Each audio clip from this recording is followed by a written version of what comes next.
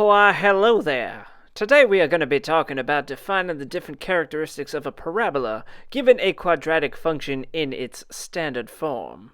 Now, standard form, of course, is the y equals ax squared plus bx plus c form we see in white down there, and again reflected in our blue f of x equation.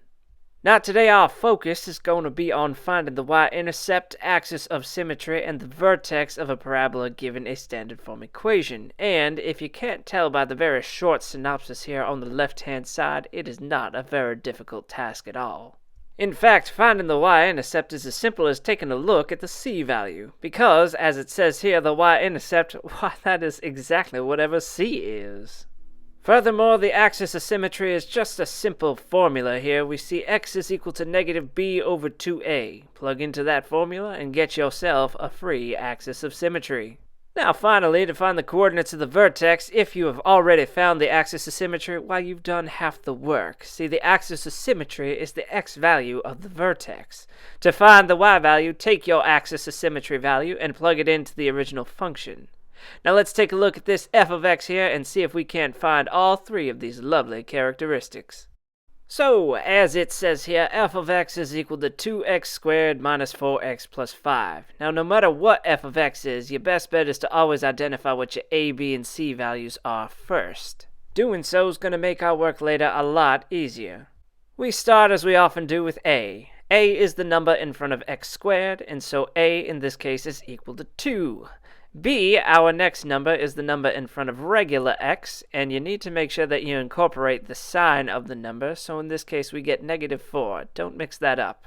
Finally, our c value is the constant. That's the thing at the end of the equation. That means, in our case, c is equal to 5. And voila! We have everything we need to finish this problem. The y-intercept in this case, why, it's whatever c is, right? We wrote that down, didn't we? This means that our y-intercept is equal to 5, or if you want to put it into its proper coordinates, usually we put 0, 5.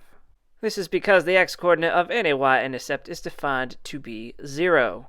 Next, we have the axis of symmetry here. We are going to use our x equals negative b over 2a equation. Take a pro tip, folks. Make sure you put your b and your a values in parentheses. That's going to help you avoid a sign error like we might make here because our b value is negative. Now a is positive, but we're still going to put that in parentheses to help us see the multiplication that we need. Negative negative makes a positive. 2 times 2 is 4, and our axis of symmetry in its final form is going to be x equals 1. Fantastic. Are y'all ready to find the coordinates of that vertex now? Just to refresh our memories here, the coordinates of the vertex start with an x value, and that x value is the axis of symmetry. In other words, the x value of our vertex here is going to be 1.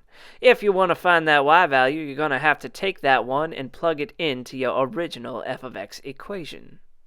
So no sense in wasting time here. We're going to set up our equation with a y equals because we want to indicate to ourselves that we are finding the y value of the vertex. And then, anywhere where we see x in our f of x equation, we're just going to replace that with our axis of symmetry value 1. So we get 2 times 1 squared minus 4 times 1 plus 5. 1 squared is 1. 4 times 1 is 4, and then we have 5. 2 times 1 is 2. We still have the minus 4 and the plus 5.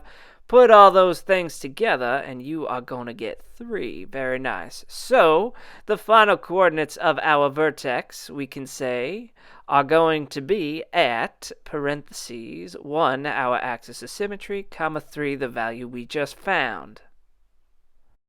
Take a bow, folks. We just found all 3 of these characteristics in relatively short order. Now, why don't we go ahead and take a look at the graph and verify our results for ourselves. Ready?